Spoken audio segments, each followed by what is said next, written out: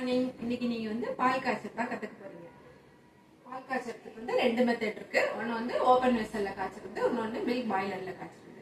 Open வெசல்ல காய்ச்சறதுக்கு வந்து நீங்க சும்மா அப்படியே ஒரு பாத்திரத்துல பாலை கட் பண்ணி ஊத்தி அடுப்புல வச்சுட்டு நம்ம அப்படியே ஆன் பண்ண வேண்டியதுதான்.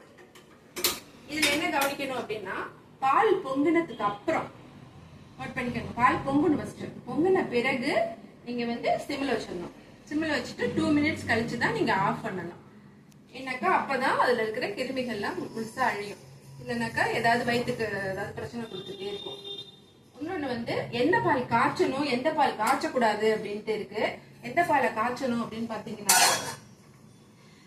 பால் காற்ற வாங்குறோம்ல லூஸ்ல, அந்த பால் எல்லாம் கண்டிப்பா காய்ச்சி தான் யூஸ் பண்ணணும். எதெல்லாம் காய்ச்ச வேணாம் அப்படின்னு பாத்தீங்கன்னாக்கா, அந்த பாக்கெட் பால், காட்டன் மில்க் அதெல்லாம் வந்து காய்ச்ச வேண்டிய அவசியம் இல்லை. ஏன்னா அதெல்லாம் வந்து பாய்ச்சரைசர் பண்ணி தான் வரப்போகுது. அதனால நம்ம அதெல்லாம் தேவை கிடையாது. ஆனா அதே சமயம் அந்த மில்கையும் பாக்கெட் மில்கையும் யார் யாரெல்லாம் அப்படியே குடிக்க கூடாது அப்படின்னா, பிரெக்னெண்டா இருக்கும்போது 2 வயசுக்கு உள்ள குழந்தைங்களுக்கு வந்து இந்த பாக்கெட் பால் காட்டன் பாலையுமே நம்ம காய்ச்சி தான் கொடுக்கணும். அதுதான் சேஃப்.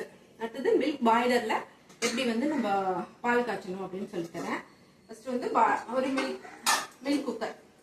மில்க் குக்கர்ல இங்க விசில் இருக்கு பாத்தீங்களா, இந்த விசில வந்து ரிமூவ் பண்ணிடணும். ரிமூவ் பண்ணிட்டு இந்த ஹோல்ல வந்து நம்ம தண்ணி ஊற்றணும். அது வந்து மில்க் பாய்லரோட சைஸை பொறுத்து தான். ஒரு 100 ml அந்த மாதிரி தண்ணி வந்து அதில் கொள்ளும். கொஞ்சம் தண்ணி கூட இருந்தா கூட, கொஞ்சம் தண்ணி ரொம்ப ஊற்றிட்டீங்கன்னாக்கா இது வழியா தண்ணி வெளியில அடிக்கும். கம்மியா இருந்ததுன்னா சீக்கிரம் தண்ணி தீர்ந்து போய் பால் வந்து உள்ள வந்து சரியா காய்ச்சாது. அதுக்கப்புறம் லைட்டா எப்ப பால் காய்ச்சினாலும் காடி பாத்திரத்துல கொஞ்சோண்டு தண்ணி ஊத்திட்டு அதுக்கப்புறமா பால் ஊற்றணும். நீங்க வந்து ஓபன் வெசல்ல காய்ச்சினாலும் சரி, மில்க் குக்கர்ல காய்ச்சினாலும் சரி. மில்க் குக்கர்ல கொஞ்சமா தண்ணி ஊற்றி வச்சு வந்து நம்ம பால் ஊற்றுறோம்.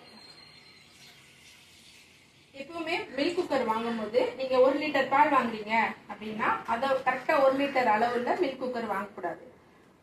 ஒரு 1.5 லிட்டர் மில்க் குக்கர் இல்லைன்னா 2 லிட்டர் மில்க் குக்கர் அப்படிதான் வாங்கணும். 1/2 லிட்டர் பால் வாங்கினீங்கன்னா 1 லிட்டர் மில்க் குக்கர் வாங்கணும். அப்பதான் உங்களுக்கு வந்து கரெக்டா இருக்கும். ஏன்னா நம்ம கொஞ்சம் தண்ணி வேலை சேர்க்கிறோம் இல்லையா, அப்போ வந்து உங்களுக்கு கரெக்டா இருக்கும். பொங்கி ஊற்றாது. இதை வந்து இப்படி மூடிட்டு அடுத்து வைக்கணும்.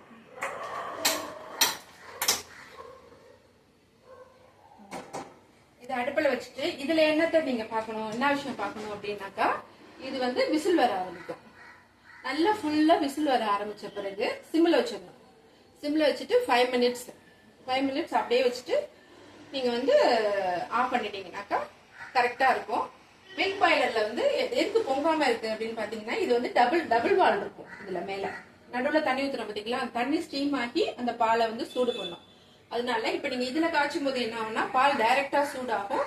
அதுல ஒரு சில ஹீட் ரெசிஸ்டன்ட் இல்லாத ஒரு சில விட்டமின்ஸ் எல்லாம் வந்து அதுல வந்து அழிஞ்சிடும். ஆனா இதுல எப்படின்னாக்கா ஸ்டீம் கிரியேட் ஆகி அந்த ஸ்டீம் வந்து உங்க அந்த பாலை காய்ச்சதுனால நிறைய விட்டமின்ஸ் எல்லாம் உங்களுக்கு அவ்வளவு சீக்கிரம் போகாது. இன்னொன்று வந்து உங்களுக்கு பால் டேஸ்ட் நல்லா இருக்கும். ஈவனா குக் ஆகிறதுனால அடி பிடிக்காது. இந்த மாதிரி பிரச்சனை எல்லாம் பால் குக்கர்ல வராது. ஸோ நீங்க வந்து பால் குக்கர்ல பால் காய்ச்ச கத்துக்கங்க. அதுதான் உங்களுக்கு வந்து ஈஸியா இருக்கும்.